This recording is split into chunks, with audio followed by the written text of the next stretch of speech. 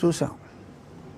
ఏంటి చాలా సినిమాల్లో, ఎస్పెషల్లీ క్రైమ్ సినిమాల్లో విలన్ గాడు ఆ హీరోని భయపెట్టాలి అంటే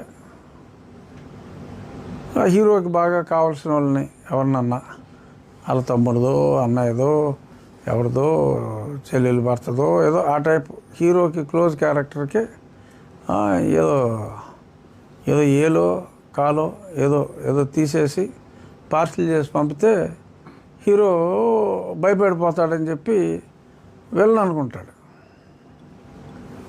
ఇక్కడ సరే నన్ను జీరో అనుకున్నాడేమో, మరి నా నాలుగు కోసి పవన్ కళ్యాణ్ గారికి పంపించేస్తే పవన్ కళ్యాణ్ గారు భయపడిపోయి ఆయన కూడా ఈ సనాతనవాదం నుంచి హిందుత్వం నుంచి భయపడి తెగిన నా నాలుక చూసి ఆయన భయపడి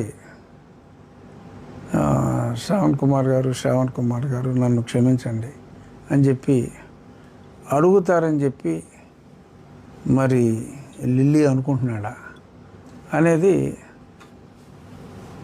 నాకైతే అర్థం కాల. సో మరి ఇక్కడ ఇటువంటి ఆరోపణలు చేసినప్పుడు as it comes under criminal activity.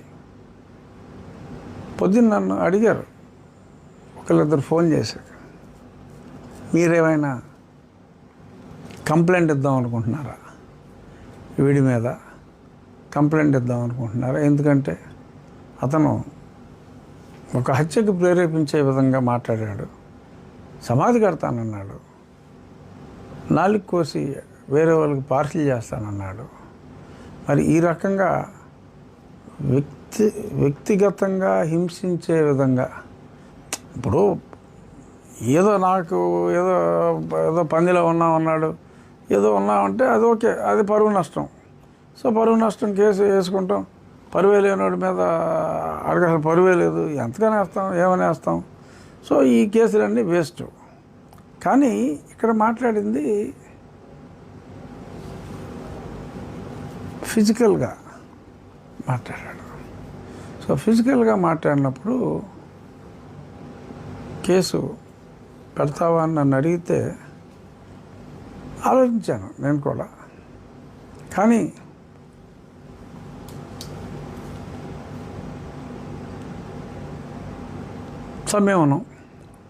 కాస్త సంయమనం.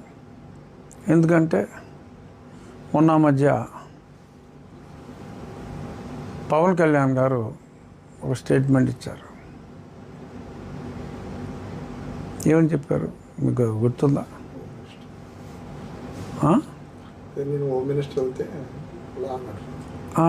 అంటే నేను హోమ్ మినిస్టర్ కానందువల్ల ఈ క్రిమినల్స్ ఎలా ఎవరెస్ట్ వచ్చినట్టు వాళ్ళు ఉన్నారు అని. అటువంటి క్రిమినల్ ఏడు బరి తెగించి బజార్లమ్మట తిరుగుతూ, మరి ఆడికి పర్మిషన్ ఎవరు ఇచ్చారో, ఇలాగా బరి తెగించి మాట్లాడే వాళ్ళకి ఎవరు ఎందుకు ప్రోత్సహిస్తున్నారో తెలియదు. మరి బరి తెగించి మాట్లాడి ఎలా చేశారు క్రిమినల్ లాగా. సో ఇటువంటి క్రిమినల్స్ ఆట కట్టిస్తాను అని, హోమ్ మినిస్టర్ అయితే ఆట కట్టిస్తానని పవన్ కళ్యాణ్ గారు అన్నారు. సో పవన్ కళ్యాణ్ గారు మాట్లాడారు అంటే ఆయన ఊరికేనే మాట్లాడరు. ఎందుకంటే కూటమిలో ఒక ప్రముఖ నాయకుడు ఆయన. మరొక కూటమిలో తెలుగుదేశం పార్టీ తర్వాత ఎక్కువ స్థానాలున్న పార్టీ నాయకుడిగా, ప్రజల్లో ఎంతో ఆదరాభిమానాలున్న వ్యక్తిగా మరి ఆయన ఆ మాట హోమ్ మినిస్టర్ అయితే అన్న మాట అన్నారు. కాబట్టి చూద్దాం మరి రేపు కేంద్రంలో ఒక వారం రోజుల్లోనే ఇవాళ పేపర్లో కూడా వచ్చినాయి, అన్ని పేపర్లలో సాక్షితో సహా కేంద్రంలో త్వరలో ఇది క్యాబినెట్ ఎక్స్పాన్షన్ అని, ఆ తర్వాత రాష్ట్రంలో అని ఏమో పవన్ కళ్యాణ్ గారు హోమ్ మినిస్టర్ అయితే, ఎందుకంటే నా నాలుక ఆయనకే కానుగ్గా భయపెట్టే విధంగా ఇస్తానన్నారు కాబట్టి పవన్ కళ్యాణ్ గారు హోమ్ మినిస్టర్ అయ్యాక నేను ఖచ్చితంగా కంప్లైంట్ ఇద్దాం అనుకుంటున్నాను. చూద్దాం.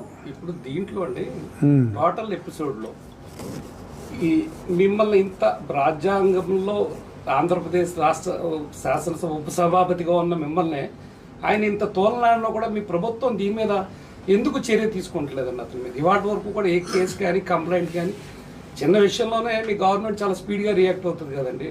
నిన్నంత బహిరంగంగా ఆయన మిమ్మల్ని నాలుగు కోస్తానని చెప్పి అన్నా కూడా మీ ప్రభుత్వం దీంట్లో ఎందుకు చర్య తీసుకుంటలేదు?